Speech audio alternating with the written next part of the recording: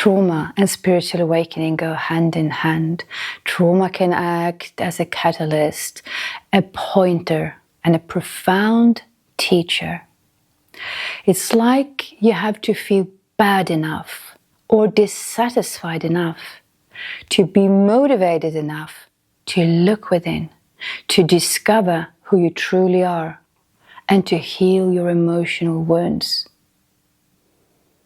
If someone would hold your head underwater, all you can think about is to breathe again.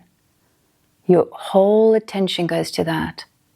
And the same goes for trauma healing, for deep self-knowledge. You need to feel bad enough, suffer enough, to really be interested, to be really focused, to actually do something about it, to put your attention there. Because if your life sort of goes okay, the level of dissatisfaction and pain and suffering is not turned up, most likely you will not be motivated enough to dive deep. You'll get lost in distractions, desires and thoughts and just everyday life. But once you've been shaken about by trauma, either over a long period of time or in a certain condensed period or even a specific event, you start to understand the need to heal, the need to know who you are beyond all the conditioning from your life, all these masks and the filters that you've accumulated, like this thick, impenetrable layer almost, and you've forgotten who you were. Your essence. Okay, let's look at what is the essence of something. It means that which cannot be removed. If you take a cup of coffee, you can serve it in a cup or in a glass. You can add sugar or cocoa powder. It is still coffee. But if you remove the ground coffee beans, it would no longer be coffee.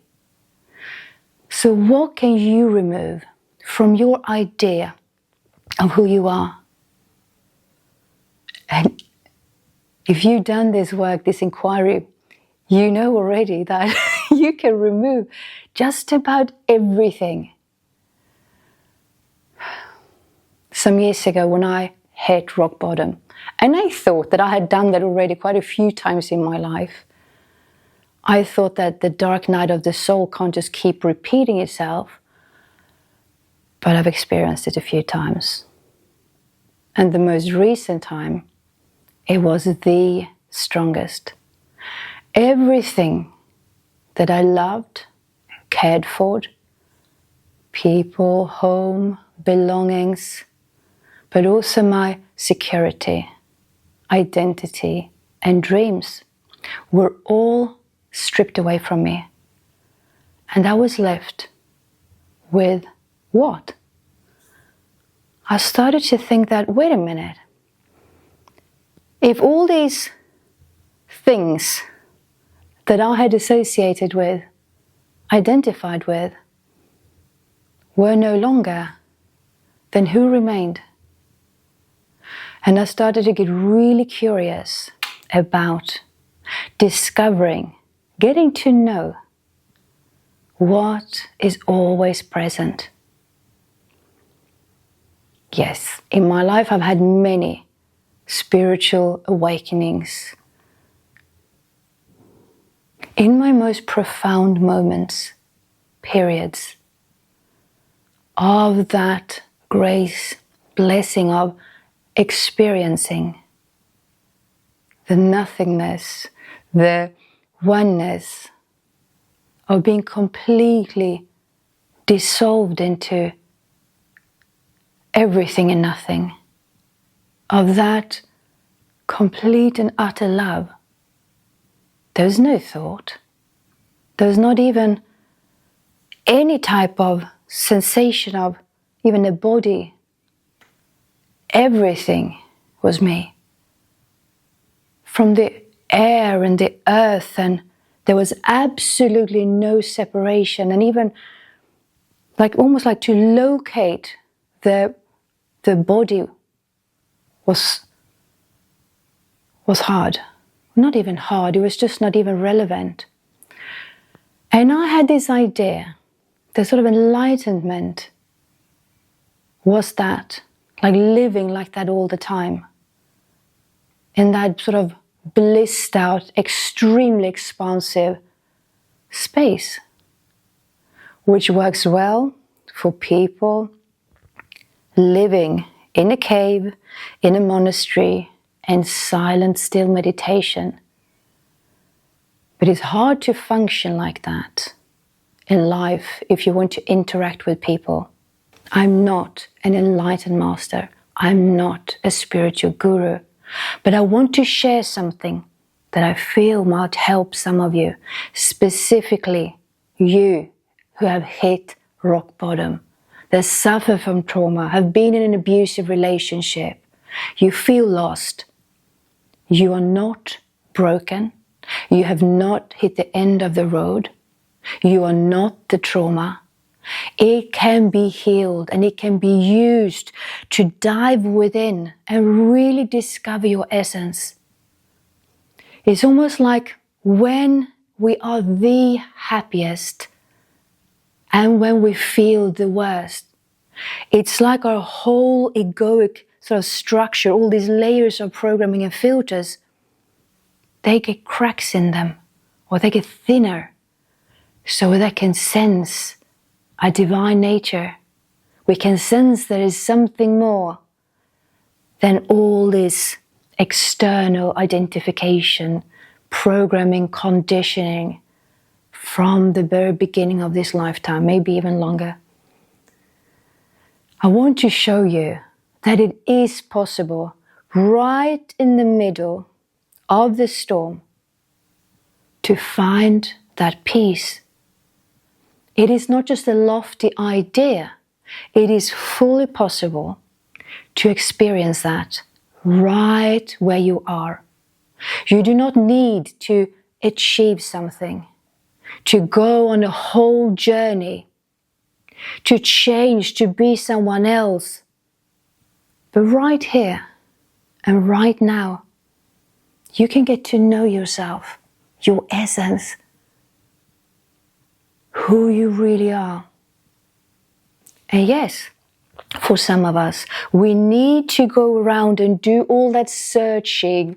We need to do healing work, shadow work, meditation, involve our bodies. We need to do all these things to then also realize that we don't really need anything or anyone to be anyone, do anything, go anywhere, produce anything, to be happy, peaceful, and free. That's our nature. That's our underlying nature. So no, you're not broken. It's more about removing the veil in front of your eyes and deprogram what you know sort of to be true. What you've heard from parents, from your society, media, TV, the school system, politicians. The system was never designed to set you free. It was never designed to make you empower, happy. It was designed for you to consume, to produce, to work, to be obedient, to be in a fear state, a state of division. Yes, once you start to sort of wake up who you are, and I'd say especially if you've been in an abusive relationship and you know these dynamics, what a narcissist or a psychopath is like, you can then start to draw parallels to the power systems in the world. They're very narcissistic. They're designed to control and manipulate and gaslight and keep you believing that you're small, insignificant, and powerless, and that you somehow need them. But you don't. You don't need anyone. You don't need me. You don't need any teachers. You can get some inspiration, but you, within yourself, you have immense power, immense beauty. You are a creator. And you are a director of your life. Yes, connection is so important, but that should come from wanting to share, wanting to interact, wanting to be intimate with others, not from the need. So please remember, there's nothing wrong with you. And no, being the good girl or the white knight of always doing the right thing, following the scriptures, following the new age command, so to speak, that does not put you in any type of elevated, privileged position. People in jail, people who committed terrible crimes, anyone, from the poorest person to the richest person, we all share the same core, the same essence.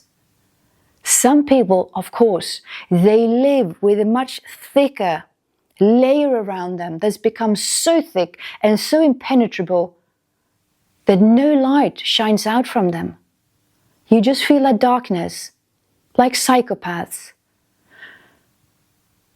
But in there, at the very core, yes, we are one and the same. There's no separation. So what you are doing affects me. What I am doing affects you. We all share the same humanity. We all are connected. That's why I'm doing these things. We are not separate. Your healing benefits the world. When you start to wake up to your authentic true self, your power, your peace, you create a ripple effect throughout the world, making it a better place, not just for yourself, but you affect everyone around you. Change is possible. Healing on a grand scale, it is fully possible, and you have a significant role to play. Let's ignore the propaganda about division, men against women, different races against each other, different political parties. Don't fall for the trap. Don't fall for the fear-based propaganda. Don't fall for that triangulation of playing out people together because it's easier to control a mind flooded with fear.